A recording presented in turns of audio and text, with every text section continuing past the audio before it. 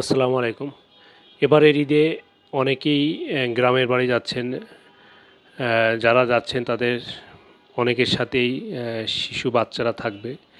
গ্রামের নতুন পরিবেশে বাচ্চাদের কীভাবে যত্ন নেবেন আজকে সে বিষয়ে কথা বলবো। অনেক বাচ্চারাই আছে হয়তো এবার প্রথমবারের মতো তারা তাদের দাদাবাড়ি বা নানাবাড়ি যাচ্ছে ঈদ করতে। এবার ঈদে অনেক লম্বা ছুটি। আপনাদের এই ছুটি যেন খুব ভালোভাবে উপভোগ করতে পারেন। আজকে সেই বিষয় নিয়ে আলোচনা করব যে ঈদে গ্রামের বাড়িতে শিশুদের কিভাবে আপনারা যত্ন নেবেন। প্রথমে আসি যে তার স্বাস্থ্য পরিচ্ছন্নতা। বাচ্চাকে যতদূর সম্ভব পরিষ্কার পরিচ্ছন্ন রাখার চেষ্টা করবেন। বাচ্চাকে যে পানিটা খাওয়াবেন গ্রামের পানি সেটা পরিষ্কার কিনা সেটা করবেন, অথবা যদি পারেন ফুটানো পানি খাওয়াতে পারেন, বা পানি বোতলের পানি এটা খাওয়াতে পারেন। আরেকটা হলো যে খাবারের যত্ন। একটা নতুন পরিবেশে গেলে শিশুকে যে নিয়মিত যে খাবারগুলো খান ওই খাবারগুলাই খাওয়ানোর চেষ্টা করবেন। গ্রামের নতুন খাবার খাওয়াতে গেলে দেখা গেলো আপনারা পথের ধারে ভাজা পোড়া বা মশলা জাতীয় খাবার খাওয়াচ্ছেন বাচ্চাকে। এর ফলে দেখা গেলো তার পেটের সমস্যা, বমি, পাতলা পায়খানা এগুলো হতে পারে। শিশুকে অতিরিক্ত পরিমাণের চিনিযুক্ত খাবার বা লবণযুক্ত খাবার বা মশলা জাতীয় খাবার খাওয়াবেন না।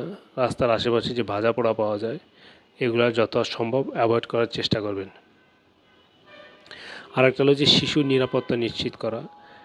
গ্রামের বাড়ি যাচ্ছেন, গ্রামের বাড়িতে আশেপাশে দেখবেন যে পুকুর, নদী, নালা, বিল আছে। বাচ্চারা হয়তো সেখানে যাবে, অবশ্যই তার সাথে কাউকে রাখবেন, খেয়াল রাখবেন, কারণ এই ছুটির সময় অনেকে কিন্তু পানিতে ডুবে যায়। পানিতে ডোবার কারণে যে কোনো ধরনের দুর্ঘটনা ঘটতে পারে। বাড়ির আশেপাশে ঝোপঝাড়, অন্ধকার জায়গা থাকতে পারে, সেসব জায়গায় দেখা গেলো ছোটো ছোটো পোকামাকড়, সাপ, বিচ্ছু এগুলো থাকতে পারে। শিশুকে এসব জায়গায় ছাড়বেন না। আর গেলে অবশ্যই সাথে কেউ না কেউ থাকবেন, যাতে কোনো ধরনের দুর্ঘটনা না হয়। তারপর শিশুকে কী ধরনের পোশাক পরাবেন আপনারা। এখন যেহেতু গরম পড়া শুরু হচ্ছে, শিশুকে যথাসম্ভব সুতি, পাতলা, ঢিলেঢালা জামা কাপড় পরানোর চেষ্টা করবেন। বাচ্চা অতিরিক্ত ঘেমে গেলে বাচ্চাকে গা মুছিয়ে দেন। আরেকটা হচ্ছে খেলাধুলা। গ্রামের অনেক খেলাধুলা আছে যেগুলো শহরের বাচ্চারা সাধারণত খেলে না। এই খেলাধুলাগুলো যদি পারেন বাচ্চার সাথে অভ্যস্ত করান, বাচ্চা এগুলোয় আনন্দ পাবে। গোল্লা ছুট, দড়ি লাফ, যেই বিভিন্ন ধরনের ছোটো ছোটো খেলাগুলো আছে বাচ্চাকে এগুলো অভ্যস্ত করবেন।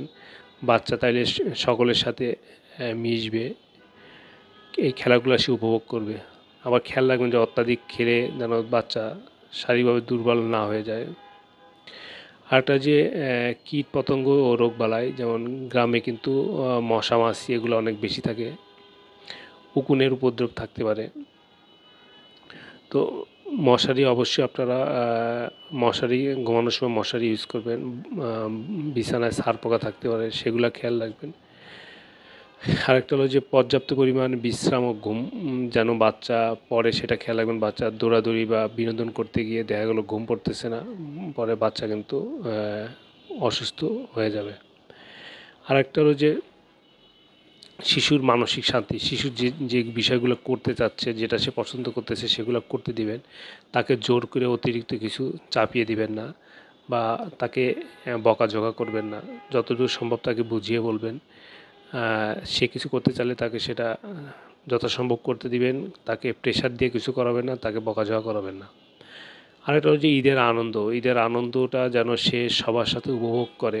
আপনারা যখন নামাজ পড়তে যাবেন বা যদি সম্ভব বয়স উপযোগী হয় তাহলে তাকে আপনি নামাজে নিয়ে যাবেন, তার সাথে কোলাকুলি করবেন। ঈদের যে সাংস্কৃতিক জিনিসগুলো আছে, আমরা অন্যের বাসায় যাওয়া, যে খাওয়া দাওয়াগুলা, এগুলা তাকে মানে বাসায় গেলে, অন্যের বাসায় গেলে তাকে নিয়ে যাবেন, জিনিসগুলো তাকে হ্যাবিচুয়েট করবেন।